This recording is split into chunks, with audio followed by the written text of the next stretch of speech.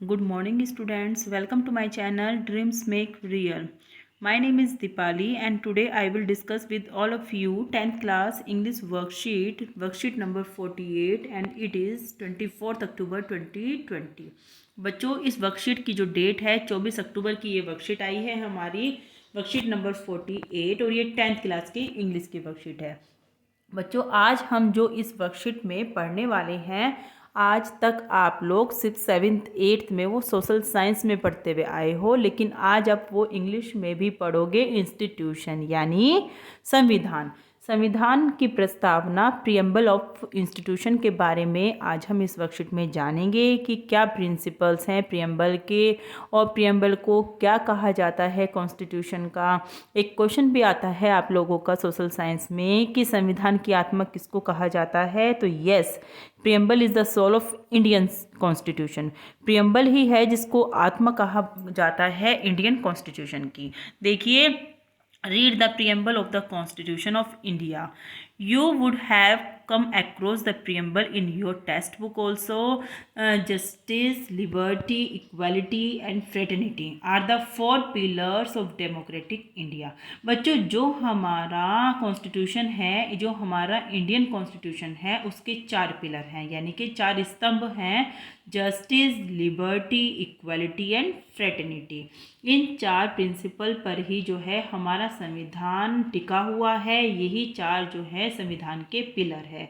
देखिए, जस्टिस मतलब न्याय, लिबर्टी स्वतंत्रता, इक्वालिटी समानता एंड फ्रेटर्निटी बंधुत्व या भाईचारा।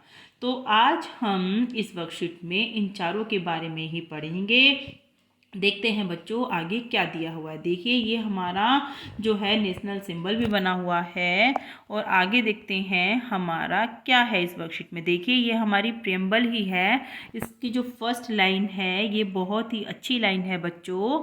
देखो, प्रियम्बल की फर्स्ट लाइन जो है हमारी ये है, we the people of India. कितनी अच्छी शुरुआत हमारे कॉन्स्टिट्यूशन की हुई है कि हम लोग देश के नागरिक, यानी हम लोग ही हैं जो कि अपने देश को बनाते हैं, हम लोग ही हैं जो अपने देश को संवारते हैं। तो यानी हम लोगों को क्या दिया गया है, संविधान में सर्वोच्च माना गया है।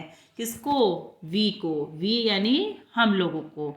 तभी तो हम लोग अपने जो देश का संविधान, जो हमारे देश की जो गवर्नमेंट चुनी जाती है वो डेमोक्रेटिक गवर्नमेंट इसलिए ही तो है क्योंकि लोकतांत्रिक गवर्नमेंट कौन चुनता है, उसको इलेक्टेड होती है, लोगों के द्वारा लोगों की गवर्नमेंट को चुना जाता है। इसलिए इसमें वी यानी कि लोगों को इम्पोर्टेंस दी गई है हमारे संविधान में। क्या क्या महत्वपूर्ण बताया गया है इसमें, देखो, जस्टिस, जस्टिस मतलब न्याय। लोगों के साथ हर तरीके से न्याय होगा, चाहे वो सोशल तरीका हो, चाहे वो इकोनॉमिकली हो और चाहे वो पॉलिटिकली हो। लोगों के साथ किसी भी फील्ड में अन्याय नहीं होगा।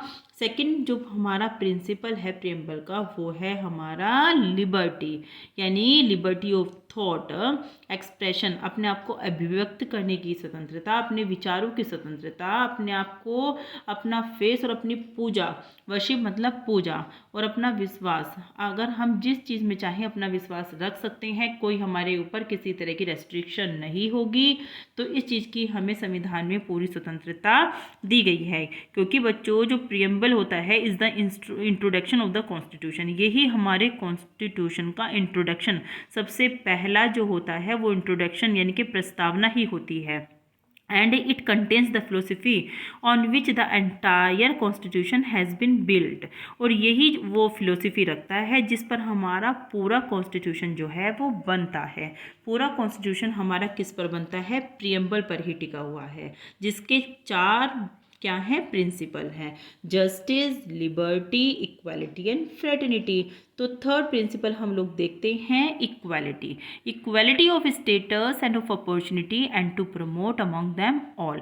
किस चीज़ में इक्वालिटी बच्चों, समानता, यानी अपॉर्चुनिटी में समानता, हम जो चाहें वो कर सकते हैं। We all have the same opportunity to do anything. हम जो देश के नागरिक हैं, चाहे वो अमीर है, गरीब है, छोटा है, बड़ा है, उसको सेम अपॉर्चुनिटी है कोई भी काम करने की।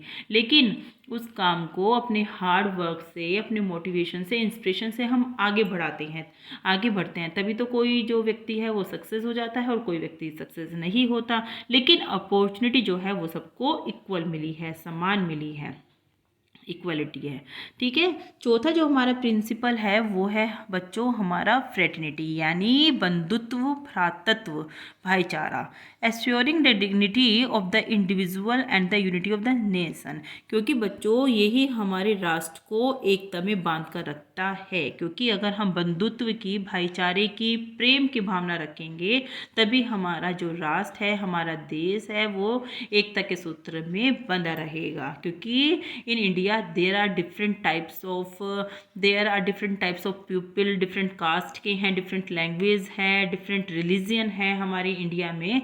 तो अगर हम सभी लोगों के साथ क्या करेंगे, प्रेम का, भाईचारे का व्यवहार करेंगे, फीलिंग रखेंगे एक दूसरे के प्रति, तभी हम जो है यूनिटी के बंधन में बंध पाएंगे। तो इस तरह से हमारे चारों प्रिंसिपल हो जाते हैं justice, liberty, equality and fraternity.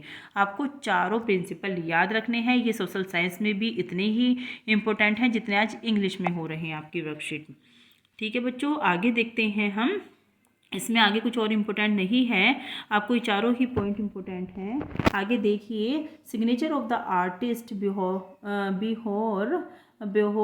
Ram Manohar Singh as Ram. जो हमारे बिहोर राम मनोहर सिंह ने राम के नाम से साइन किए हैं वो कुछ ऐसे दिखते हैं। देखो, ये भी बच्चों आप लोगों को याद नहीं रहेगा, मेन पॉइंट तो वही हैं जो मैंने अभी आपको बताए हैं। आगे देख लेते हैं इस वर्कशीट में मेनली हमें क्या करना है। देखिए, select any one of this 4 principle. हमें इन चारों प्रिंसिपल में से जो मैंने अभी आपको बताए हैं उनमें से एक को सिलेक्ट करना है और एक छोटा सा पैराग्राफ लिखना है कि आप उसके बारे में एज ए स्टूडेंट क्या समझ पाए हो। 100 to 120 वर्ड्स का हमें एक पैराग्राफ लिखना है। बच्चों अगर आप खुद से भी लिख सकते हो किसके बारे में पैराग्राफ, जस्टिस, इक्वालिटी, लिबर्टी या फ्रेटर्निटी के बारे में, तो लिख लेना, वरना मैंने भी आपकी हेल्प करने की पूरी कोशिश की है। मैं बहुत ही छोटा सा इजी पैराग्राफ आपके लिए लेकर आई हूँ, पैराग्राफ ऑन फ्रीडम, यानी कि आज़ादी पर। एक छोटा सा पैराग्राफ इजी लैंग्वेज में मैं आपके लिए लेकर आई हूँ। देखिए बच्चों, freedom is something that everybody has heard of, but if you ask, freedom के बारे में हर एक व्यक्ति ने सुना होगा, but if you ask for its meaning then everyone will give you different meaning. लेकिन अगर आप किसी से भी इसके मीनिंग के बारे में पूछेंगे तो आपको अलग अलग जवाब मिलेंगे। This is so because everyone has a different opinion, क्योंकि हर एक व्यक्ति की अलग अलग राय होती है फ्रीडम के बारे में। For some freedom means the freedom of going anywhere they like. Freedom का मतलब बच्चों वही है कि हम जहाँ जाना चाहते हैं जा सकते हैं। Some it means to speak up for them self, and जो किसी से बोलना चाहे बोल सकते हैं। And for some it is liberty of doing anything they like, और किसी भी काम को करने की भी हमें पूर्ण आज़ादी है। Freedom refers to a state of independence, मतलब क्या है, फ्रीडम का मतलब ही आज़ादी से है कि फ्रीडम ही तो है जिसने हमें क्या बना दिया है, इंडिपेंडेंट बना दिया है। ये हम क्या हो गए हैं, इंडिपेंडेंट हो गए हैं किसी भी काम को करने के लिए। अब हमें कोई भी रेस्ट्रिक्ट नहीं कर सकता है, हमें कोई भी पाबंदी नहीं लगा सकता है कि आपको यही काम करना है, आपको वहाँ नहीं जाना है, आपको उससे बात नहीं करनी है। मतलब आप गलत वे में नहीं लोगे इसको। कुछ रूल्स और नॉर्म्स भी होती हैं जिसको हमें फॉलो करना है, लेकिन हमें जो कॉन्स्टिट्यूशन है उसने हमें इतना राइट दिया है, इतनी फ्रीडम दे दी है कि हमें किसी से बोलने की, किसी कहीं पर भी रहने की, कोई भी काम करने की अपॉर्चुनिटी जो है उसने हर एक फील्ड में हमें दे दी है। Where you can do what you like without any restriction by anyone, जहाँ पर हम जो कुछ कर सकते हैं, हम बिना किसी रेस्ट्रिक्शन के, किसी की पाबंदियों के बिना हम जो चाहें हम वो काम कर सकते हैं जो हमें पसंद है। Moreover freedom can be called a state of mind where you have the right. दूसरे शब्दों में कहा जा सकता है कि यह वो स्थिति है जब हमें वो राइट होते हैं, फ्रीडम होती है कि हम जो सोच रहे हैं वो कर सकते हैं, कि जो हमारे माइंड में आ रहा है हम वो कर सकते हैं। ठीक है बच्चों, आ गया आपको समझ में फ्रीडम। फ्रीडम क्या होता है, फ्रीडम ही तो रहना चाहते हैं हम, और हमारे कॉन्स्टिट्यूशन ने हमें वो चीज़ दी है। देखिए आगे और क्या लिखा है मैंने आप लोगों के लिए। India is a country which was earlier ruled by the Britisher and to get rid of these rulers India fight back and earn their freedom।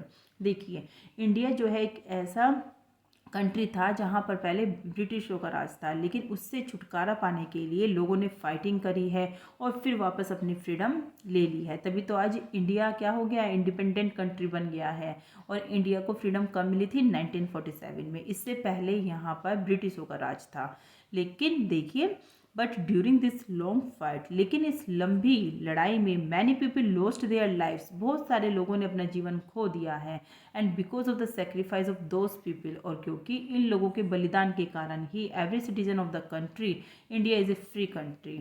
आज इंडिया जो है वो फ्री कंट्री बन गया है। क्यों? क्योंकि बहुत सारे लोगों ने इस लड़ाई में बलिदान भी दिया है, अपने जीवन को खो भी दिया है।